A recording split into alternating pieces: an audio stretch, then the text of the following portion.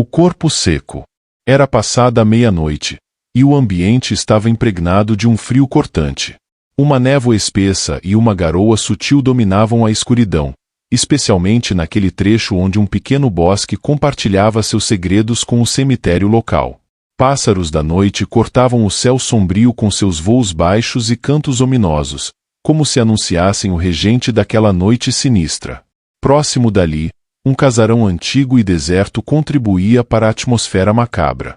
Era comum que, sob o manto da noite, viciados em crack buscassem refúgio ali para consumir suas drogas. O local era palco de frequentes brigas e mortes, mas permanecia sem vigilância, abandonado pelo poder público. Naquela noite, porém, tudo parecia ainda mais sombrio. A escuridão era mais profunda, os pássaros pareciam inquietos, e a lua cheia era ofuscada por uma nuvem negra que a seguia obstinadamente, permitindo apenas um tênue raio de luz que lutava para iluminar o bosque e o cemitério. Letícia, impaciente, instigava a todos para que apressassem o passo, pois a noite não era propícia para caminhadas, especialmente naquele local repleto de enigmas. Anda logo, Ana.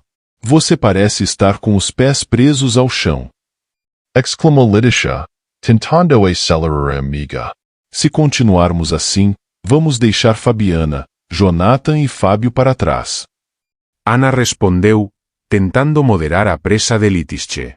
Eles beberam demais e parecem estar flutuando nas nuvens, mas desconhecem o perigo deste lugar.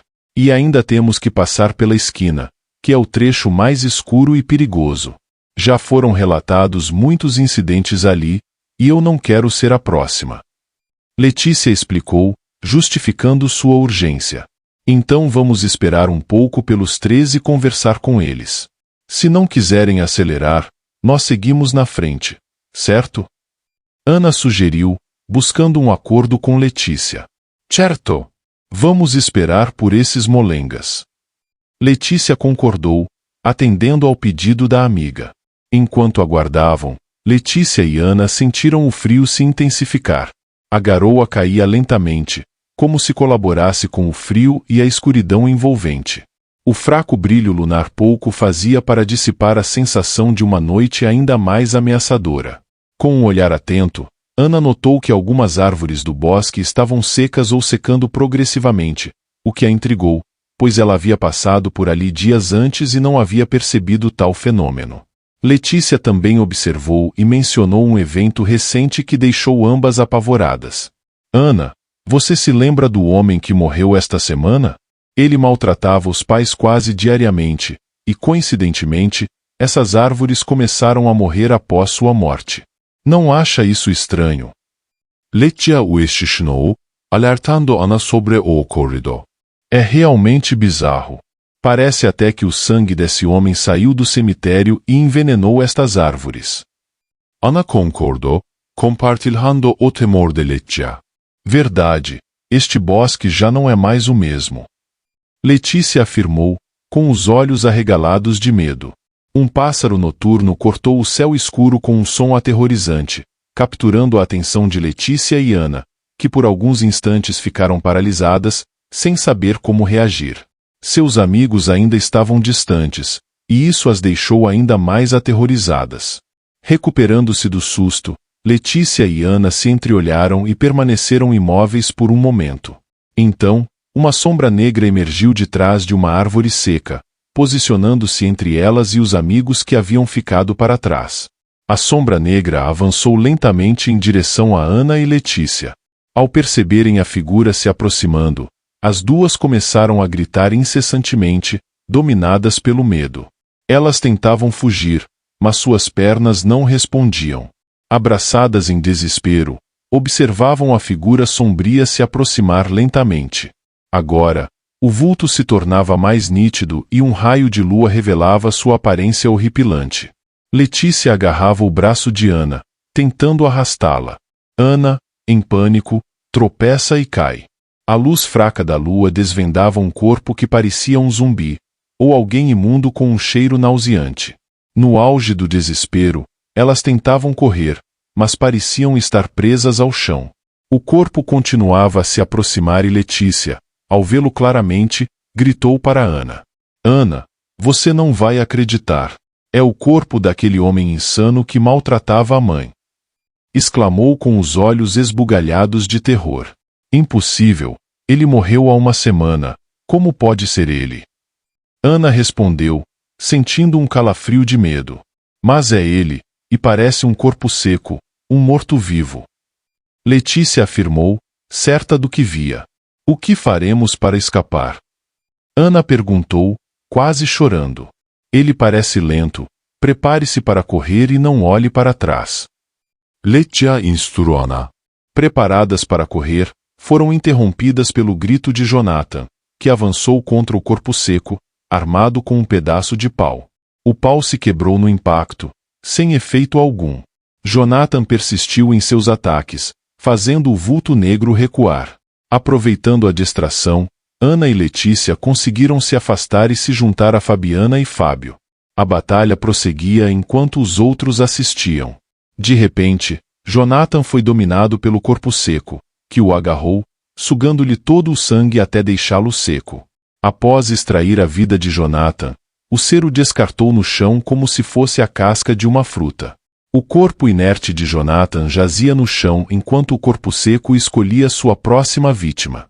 Fábio se colocou à frente das amigas, protegendo-as enquanto o corpo seco avançava lentamente. Fábio instruiu Ana, Letícia e Fabiana a fugirem enquanto ele enfrentava a criatura fétida. Enquanto eu luto contra o corpo seco, fujam e busquem ajuda. Fábio disse às amigas. Não vou te deixar aqui sozinho para enfrentar esse zumbi. Fabiana protestou, tentando ajudar Fábio, que desviava dos ataques do corpo seco. Sejam rápidas. Procurem ajuda. Chamem a polícia. Fábio ordenou, procurando algo para se defender do corpo seco.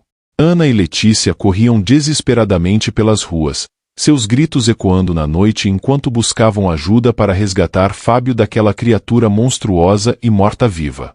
Fabiana, em uma tentativa de auxiliar Fábio, atacou o corpo seco com um pedaço de pau, fazendo-o cambalear antes de se recuperar e avançar em sua direção com intenção de agarrá-la. A noite, já sombria, parecia engolir toda a luz, com a lua cheia de sexta-feira escondida atrás das nuvens, como se quisesse ocultar ou ser cúmplice dos atos nefastos daquela abominação morta-viva que perseguia os jovens atravessando o bosque a caminho de casa. A luta se prolongava, e Fábio, já exausto, perdia a força e a agilidade que tinha no início do confronto. Fabiana tentava golpear o corpo seco, mas seus ataques eram ineficazes. A batalha se estendia pela noite, sem que ninguém aparecesse para socorrer os dois jovens em sua luta desigual contra o morto-vivo. Depois de um embate intenso, Fábio sucumbiu, e o corpo seco drenou seu sangue até a morte, nos braços de Fabiana, que, ao tentar escapar, foi arrastada pelo seu algoz até o cemitério sombrio e sinistro. Ana e Letícia retornaram com a polícia, mas nada foi encontrado no local. As buscas se estenderam pelo bosque e pelo cemitério, mas sem sucesso. No casarão velho e abandonado ao lado, um corpo era arrastado entre os escombros empoeirados, como se fosse uma oferenda para os demônios que ali residiam. O corpo seco, rejeitado por onde passava, teve sua alma expulsa do céu por sua crueldade com os pais.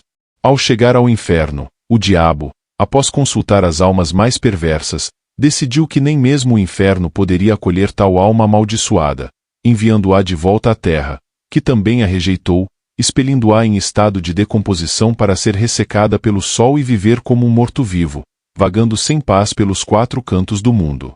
Nas noites de lua cheia, quando o clima é ruim e a atmosfera é opressiva, o corpo seco emerge do casarão e perambula pelo bosque ao redor do cemitério, à procura de jovens aventureiros para saciar sua sede de sangue e manter-se vivo na terra. Portanto, tenha cuidado ao passar por lugares escuros em noites de lua cheia com o céu encoberto. Se você encontrar árvores secas e sentir que a noite está mais escura que o normal, corra, ou o corpo seco poderá ser o próximo a te perseguir.